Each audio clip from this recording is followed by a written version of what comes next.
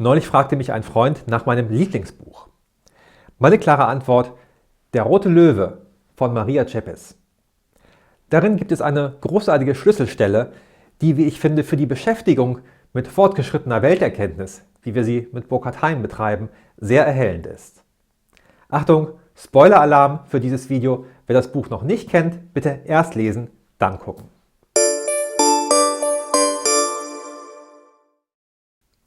Hallo und herzlich willkommen zu 6 Dimensionen in Farbe. Mein Name ist Hannes Schmidt und ich erkläre euch die Gedankenwelt von Burkhard Heim in verständlicher Sprache und anschaulichen Beispielen. Heute geht es also nicht direkt um Burkhard Heim oder um Physik, sondern um eine meiner Ansicht nach großartige literarische Metapher dafür, was es bedeutet, sich von dem sinnentleerten Weltbild, mit dem wir aufgewachsen sind, abzuwenden und sich eine Philosophie zu eigen zu machen, die dem Dasein einen tieferen Sinn verleiht. Maria Tschepes war eine ungarische Rosenkreuzerin, die viele esoterische Romane geschrieben hat. Sie hat eine großartige Fähigkeit, ihre Charaktere farbig und mit unheimlich vielen Metaphern und sehr sinnlich zu zeichnen einfach. Der rote Löwe selber hat eine interessante Geschichte, denn sie hat das Buch kurz nach dem Zweiten Weltkrieg geschrieben, Mitte der 40er. Es wurde dann umgehend von der Zensur der Kommunisten verboten, aber von ihren Anhängern und Schülern teilweise handschriftlich kopiert, weil sie es so toll fanden. Eine dieser Kopien fand in den 80er Jahren ihren Weg nach Westdeutschland und auch noch prompt auf die Bestsellerlisten. Ich werde jetzt nur einen kleinen Ausschnitt der Handlung des Buches beschreiben, aber trotzdem noch einmal ab hier Spoiler Alert. Der Protagonist sucht nach dem Stein der Weisen. Und weil er dabei nicht vorankommt, schließt er aus Verzweiflung einen Pakt mit dem Teufel, beziehungsweise mit einem Dämon mit dem Namen Homunculus. Homunculus, das hat in der Alchemie wird damit bezeichnet, ein verkleinerter Mensch, der im Reagenzglas gezeugt wird. Im Sinne dieses Buches wird der Name, glaube ich, verwendet, um auszudrücken, es handelt sich um eine reduzierte Form von Mensch, einer, der sein Dasein nicht aus dem Vollen schöpft. Das ist zumindest meine Interpretation. Dieser Homunculus leugnet jeglichen Sinn des Daseins und er glaubt, es sei seine Aufgabe, dies einwandfrei und für alle Zeiten zu beweisen. Er ist ein Kenner sämtlicher naturwissenschaftlicher Zusammenhänge und er kann die Materie ab ultimo abtöten und sezieren. Und er zermalmt jegliche Art von Glauben an einen höheren oder tieferen Sinn mit Spott und steriler Rationalität. Den Protagonisten der Geschichte hält er in dem Glauben, dass er genau auf diese Weise zum Stein der Weisen gelangen wird. Und er überzeugt ihn mit der Stichhaltigkeit seiner Analysen, mit der Voraussage anderer Naturphänomene und auch der Ausnutzung der Leichtgläubigkeit der Zeitgenossen. Aber der Protagonist merkt trotzdem nach und nach, dass er auf diese Weise niemals zum Stein der Weisen kommen wird. Denn Homunculus Wissenschaft ist vollkommen unfruchtbar und führt ihn immer nur im Kreis herum, beziehungsweise lässt ihn immer tiefer in das Labyrinth hineinirren. Aber er ist von ihm abhängig und fürchtet sich davor, mit ihm zu brechen. Schließlich aber erreicht ihn ein Bote des Schicksals in Form eines kleinen unschuldigen Mädchens, das ihm eine Botschaft überbringt und dadurch erfährt er den wahren Namen seines Teufels. Und dann nimmt er all seinen Glauben und all seinen Mut zusammen und konfrontiert ihn.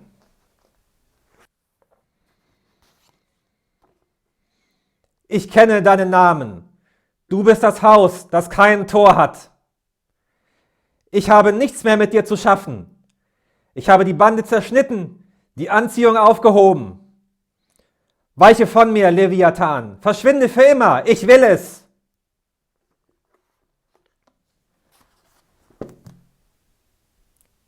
Überleg einen kurzen Moment, was ist der Name des Dämons? Der Name eines Dämons ist nur oberflächlich ein altes sumerisches oder hebräisches Wort. Der wahre Name ist das, was den Kern seines Wesens ganz klar und unmissverständlich beschreibt, sodass dieses Wesen verstanden wird und fortan gebannt ist, für alle Zeiten. Du bist das Haus, das kein Tor hat. Das ist sein wahrer Name und das ist auch der Name unserer sinnentleerten Naturwissenschaft. Das Haus ohne Tor ist das Gedankengebäude, das wir auf dem Fundament unseres reduktionistischen Positivismus errichtet haben.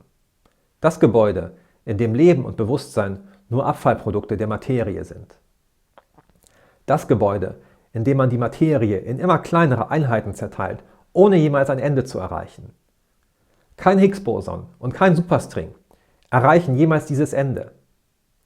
Die Erforschung der Ursachen wirft immer nur Fragen nach neueren Ursachen auf, die niemals beantwortet werden können, wenn man nicht gleichzeitig nach einem Sinn sucht.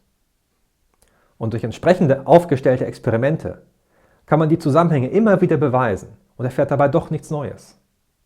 Wer in diesem Gebäude lebt, der wird niemals die größere Realität kennenlernen. Wer darin lebt, der hat vielleicht sogar verlernt zu fragen, was ist überhaupt außerhalb? Oder denkt sich, es hat bestimmt einen Sinn, dass der Architekt Kantor eingebaut hat. Bestimmt ist es draußen gefährlich. Ich will gar nicht hinaus. Es reicht mir völlig, durch das Fenster hinauszusehen. Aber die gesamte Natur, die man durch das Fenster sehen kann, ist immer durch den Fensterrahmen begrenzt und man wird sie niemals in ihrer Gesamtheit erblicken. Man ist nie frei von diesen Scheuklappen. Deswegen können sich die Gedanken dieses Gebäudes immer nur wieder selbst beweisen und man dreht sich in der Tretmühle seiner eigenen Vorurteile. Das Haus ohne Tor kann man nie verlassen und die eigenen Grundannahmen kritisch hinterfragen.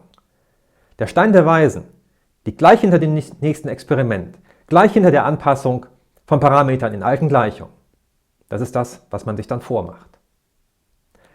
Wenn nun unsere Mainstream-Naturwissenschaft mit ihrem sinnlosen Standard- und Urknallmodell dieses Haus darstellt, was ist dann die Heimtheorie?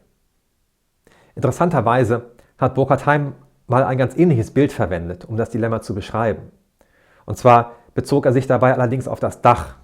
Er sagte, das Gebäude der Naturwissenschaft, darin sei nie vorgesehen gewesen, ein Dach einzubauen. Nun hat man aber ein Dach eingebaut und es ist abgeschlossen und nicht mehr erweiterbar. Ich finde die Metapher des Tores allerdings besser, denn in einem Haus ohne Dach kann man es sich schlecht so bequem einrichten, wie es die gut finanzierten Teilchenphysiker am CERN tun. In einem Haus ohne Tor aber schon, solange durch die Fenster genug Steuergelder hineinkommen. Man kann es übrigens noch in einem anderen Kontext deuten. Man kann auch sagen, Haus ohne Tor ist ein Antagonismus zum Haus Gottes. In das Haus Gottes können je nach Glaubensrichtung einige oder vielleicht auch alle Menschen hinein, aber in jedem Fall gibt es die Chance, da hinein zu gelangen und ihn zu erkennen. In einem Haus ohne Tor ist das unmöglich. Sich mit der Heimtheorie zu befassen und sie sich zu eigen zu machen, ist in jedem Fall ein mutiger Schritt inmitten einer Welt, die uns mit ihrer nihilistischen Metaphysik einschüchtert, mit Spott belegt und Unterordnung fordert unter das, was alle glauben. Es kommt dabei aber eigentlich nicht darauf an, dass es jetzt speziell die Heimtheorie ist oder welche speziellen Inhalte sie hat. Worauf es ankommt ist, dass man die Grenzen des Wissens oder des Glaubens überschreitet, dass man seine bisherigen Dogmen hinter sich lässt und neue Ideen und Gedanken zulässt. Was einen aus dem Haus hinausführt, ist der Wunsch zu verstehen, was die Welt im Innersten zusammenhält. Und es macht nichts, dass nicht jeder Weg, den man beschreitet, auf geraden Wege zum Ziel führt. Es irrt der Mensch, solange er strebt. Entscheidend ist, dass es immer mehr gibt, als das, was man schon kennt. Und dass es einen tieferen Sinn hinter der Wirklichkeit gibt. Werd ich zur Heimtheorie also je sagen, verweile doch, du bist so schön, dann mögt ihr mich in Ketten schlagen. Dann will ich gern zugrunde gehen.